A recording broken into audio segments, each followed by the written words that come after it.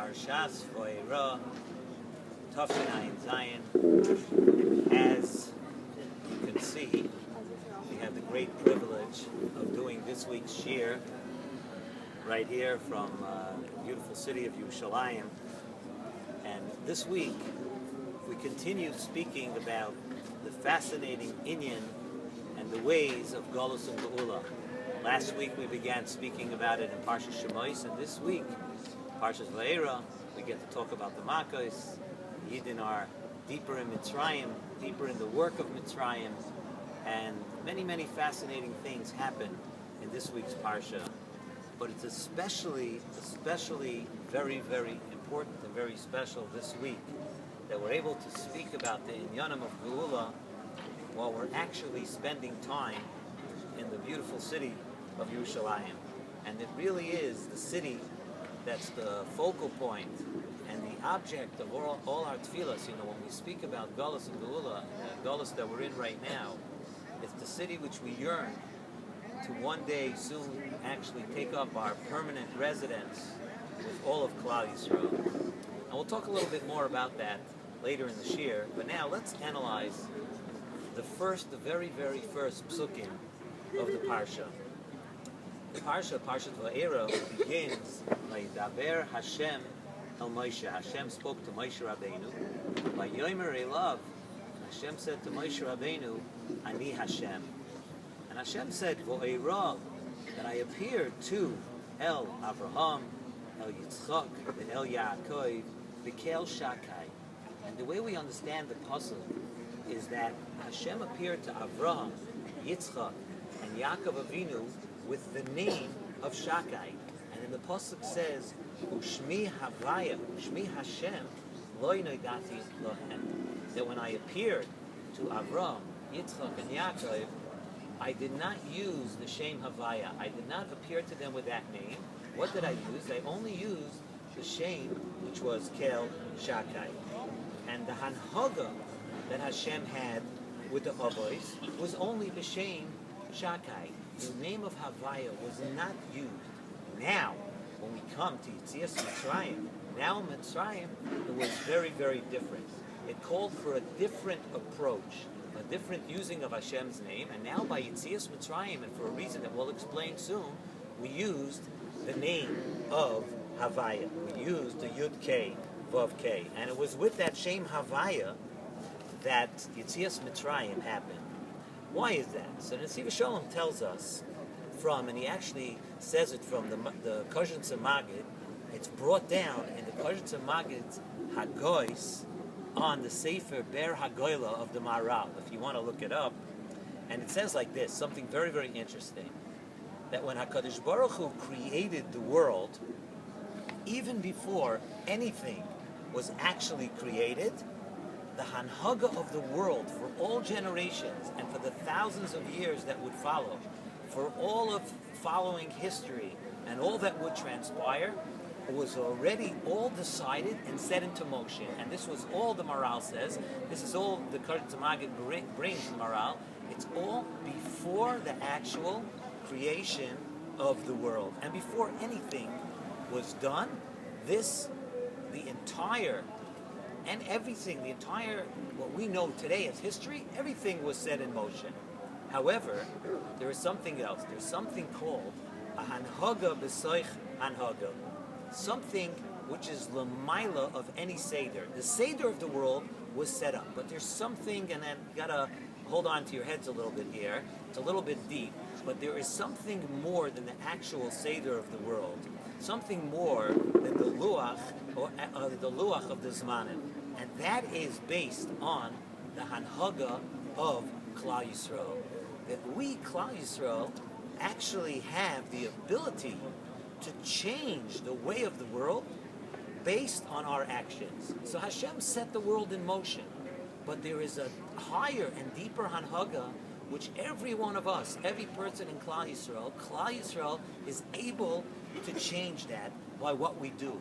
And yes, it's true, had Adam Arishon not eaten from the Eitz Hadas, then that would have changed the tsaras and the gullus of the world, everything that we went through. Yes, it would have been different. Even though yes, it was set into motion, but had Adam Arisha not eaten from the Eitz Hadas, yes, we as people we could have changed it.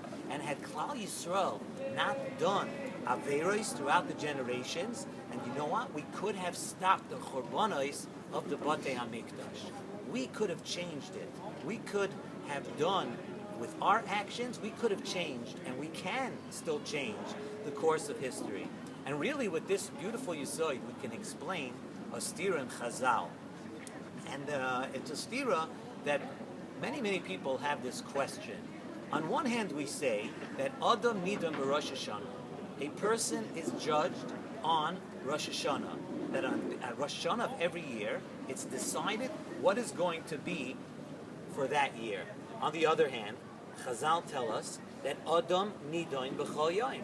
So how do we understand one of these with the other? Either a person is judged on Rosh Hashanah, right, where the whole year is planned out for you, or Adam Nidoin b'chol yom, or we are judged and we are able to do something every day.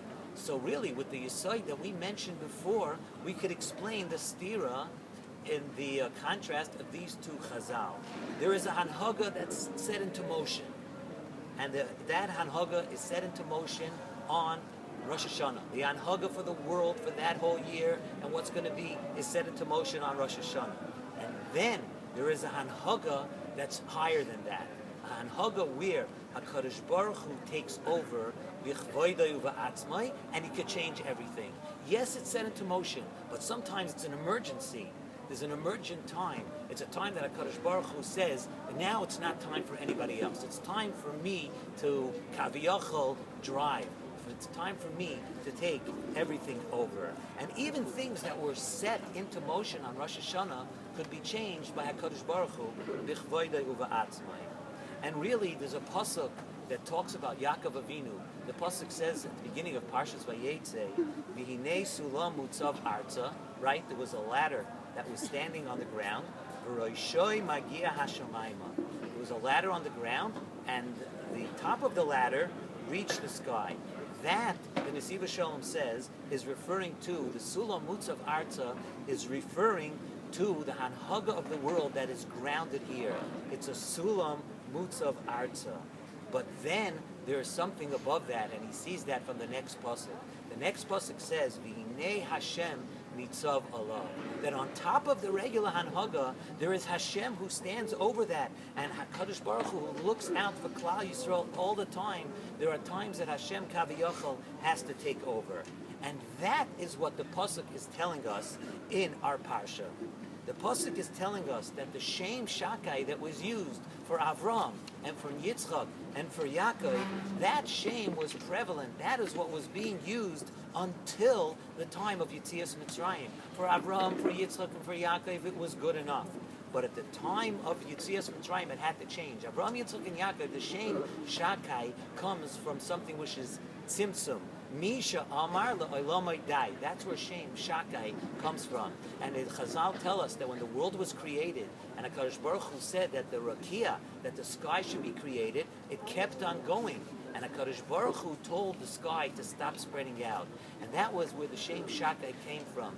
Misha Amar La'olamai Dai. HaKadosh Baruch Hu, and it comes from constricting things, from saying that something should stop. And that is the Gemara Masechta Chagiga Daf Yud Beis tells us that that is the way it worked when the Rakia was created. HaKadosh Baruch Hu had to go ahead and stop. That is Shakai. It represents the regular Hanhaga. But that was at the time of the Avos. But now in Yetzias Mitzrayim, it was very different. HaKadosh Baruch Hu had to pull out all the stops. It was a time of emergency. It was a time of great need. Klal Yisrael was in the Memtes Shari Tumah, and they weren't anywhere near the 400 years that we thought that the Golus Mitzrayim was supposed to be. So Hashem said, like the first pasuk of the beginning of the parsha says, Hashem says, Ani Hashem. That is why the pasuk Vayidaber Elikim El Moshe Vayomer Elav Ani Hashem. Hashem said, now it's time for me to everybody else out. I am taking over now. And that was the Shem Havaya. Ani Yud Kei Vav Kei. Now it was time to act differently. That is it. I am here to take care of Klal Yisrael, and I'm not waiting for anyone else. All the formalities are being put aside. Kadosh Baruch Hu said, I do now what it takes to take care of my children, Klal Yisrael. The Ava of Hashem for Klal Yisrael is even when we are burning like the sneh. Hashem, like we said in last week's year, Hashem doesn't let the sneh be consumed. Even when we are there, HaKadosh Baruch Hu, no matter what we're doing, no matter where we are, Hashem says, this is an emergency time. I am coming to take clear care of Klal Yisrael. And that is why Yetzias Mitzrayim could not be with a Malach, and it couldn't be with a Saraf, because a Malach and a Saraf have to conform to the rules of the world. They have to conform to the way HaKadosh Baruch Hu set the world in motion. They can't step outside the box. HaKadosh Baruch Hu b'chavoidei u'va'atzmoi said, this is my Klal Yisrael. I have to take care of them. And let us hope now, as we sit here in the city of Yerushalayim, let us hope and let us understand this lesson that right now, we as Klal Yisrael, we want to leave this galus. We want to be able to move back to the city. We want to be in Yerushalayim. That we as Klal Yisrael have the opportunity that if we really, really want, HaKadosh Baruch Hu has the capability, of course, to step in and to put everything aside and to take care of us in this galus, and that He should bring Mashiach before even the time that Mashiach is supposed to come. Let us hope that we can learn the lesson of this week's parsha, and we should be zoicha to that kind of siyata d'shmaya, and all of us together should merit and should be zoicha to move back to the city together. Here, Rabbi Yameinu.